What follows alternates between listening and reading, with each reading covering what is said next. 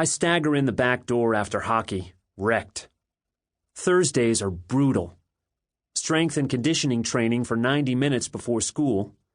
Then, after the last bell rings, back to the rink for a few hours on the ice. After 20 years of hard work, well, I'm 14, but ice time is way longer than real time, I finally made the best hockey team in town. When I get home, all I want to do is eat and go to bed. A guy needs some peace and quiet. But peace and quiet are pretty rare at our house these days. Last summer, Dad suddenly quit his job as a corporate pencil pusher and started a business flipping houses. No, he's not a giant. Flipping means he buys crummy places, fixes them up, and sells them. He's pretty good at what he does, I have to admit that. He's bought dumps that look to me like nothing but rotting drywall and turned them into show houses. But there's always the awful wait for the house to sell. And when Dad bugs out about things that are beyond his control, he rips apart something in our house. For the past 10 months, we've been living in a construction zone. When Dad's not at work, which is most of the time, he's home tearing down walls and pulling up floors. Initially, I was really into Dad's company, Duffy and Son, and I worked for him last summer. But once I made the travel hockey team, I didn't have time for that. And I can't stand not having running water and being able to see through the floor of my bedroom because Dad yanked up the boards. He and Mom love the constant remodeling. He thrives on the challenges, she enjoys the new stuff, but I hate it. Today, it's quiet when I get home. Just Atticus and Conor waiting for me. It's been this way for months, me and the guys. Sometimes I think they're the only ones who notice if I come home, and they're the main reasons I come home at all. Atticus sneezes as I walk into the kitchen.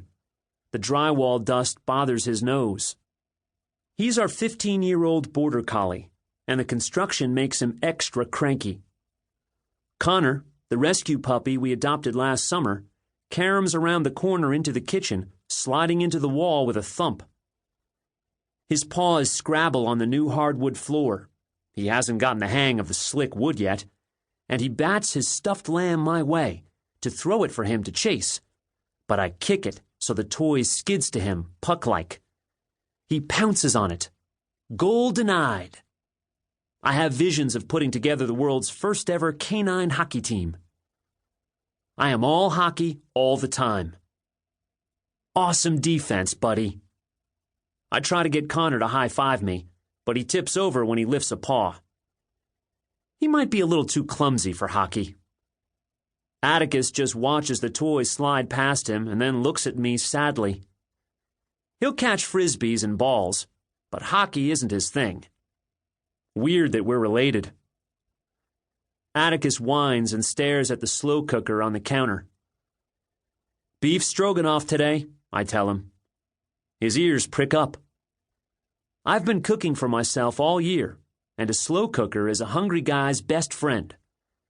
I had to start making my own meals after Mom took on the finances at Duffy and Son. She still works full-time at her old job, but now she takes care of our books in the evenings and on weekends. I looked up a bunch of easy recipes and started fending for myself. I don't know what Mom and Dad do about meals. I can't remember the last time we ate together. I dump kibble in 2 bowls for the guys, then sit down with my plate of beefy noodles, and the 3 of us start inhaling supper. I look through the mail as I eat. 2 envelopes are addressed to the parents of Ben Duffy. My name is on them, I assure Atticus, who has stopped eating to watch me, his ears flattened in disapproval. It's okay. The first letter is from the assistant vice principal at my school. Atticus and Conor are nudging my thigh, so I read the letter to them. Ben's attendance record is less than optimal. That means I miss a lot of school because my hockey team has been red hot this season and we've been invited to a bunch of tourneys and skills seminars, I explain. Atticus groans and lies down, and Conor scratches an itch behind his ear and falls over again. Furthermore, he seems to be coasting in his classes, failing to live up to his full potential. That's because I give everything I've got to the game. Duh. Atticus sighs and rests his chin on my gear bag. He understands my priorities. Conor chews the bag's shoulder strap. He has yet to perfect supportive gestures the way Atticus has. Good thing I intercepted this note, I tell them. It's the kind of thing that would worry Mom and Dad, and they have enough going on these days without school causing trouble. I know what I'm doing. Atticus tilts his head, doubtful. Conor snatches the letter from my hand. That's what I think. Out of sight, out of mind. Thanks, dude. I open the second envelope. This letter is a lot more interesting, and I jump up and start pacing as I read because I'm so psyched. The guys follow me back and forth across the kitchen. Listen to this. Brookdale Hockey Academy is hosting invitational tryouts for the best and brightest hockey talent. Beginning this fall term, BHA will offer a live-in facility featuring a high-quality classroom education along with daily training for the country's highest-caliber student athletes. We are pleased to inform you that your son, Ben Duffy, has earned an invitation to apply for admission to our elite program.